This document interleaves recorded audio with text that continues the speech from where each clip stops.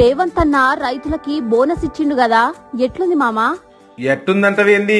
గా బోనస్ తో నష్టమన్న మాటే లేదు. ఎందుకంటే ధాన్యం తడిసినా ఇంకా రంగు మారినా మార్కెట్ యార్డ్ లో తరిగొచ్చినా గా నష్టాలన్నీ తడిసి మోపిడయ్యేవి గప్పట్ల. ఇప్పుడు రేవంత్ ఇచ్చే బోనస్ తో గవన్నీ కొట్టుకుపోతున్నాయి. అవును మామా, మేమెంత ధాన్యం మండించినామో అంతకంతా పైసలొచ్చినాయి. గంతేకాదు, రైతులకి మద్దతు ధర ఇచ్చిండు, వానాకాలం సన్నోట్లకు బోనస్ ఇచ్చిండు. గింతకన్నా ఏం కావాలే? అవును మామా, రోజుల తరబడి మార్కెట్ యార్డులో మగ్గిపోయే బాధ తప్పింది. మరి ఏమనుకున్నావు? రేవంత్ అన్న పాలనంటే గ్యాసంగిలో సాగయ్యే 54 లక్షల ఎకరాల్లో 95% సన్నాలకు అవకాశం ఉందట. అవునా? మరి ఏమనుకున్నావు? రేషన్ కూడా సన్న బియ్యమే ఇస్తున్నాడు కదా, మరి మన రైతులకే కదా లాభం. మన రేవంత్ అన్న దేవుడన్నా.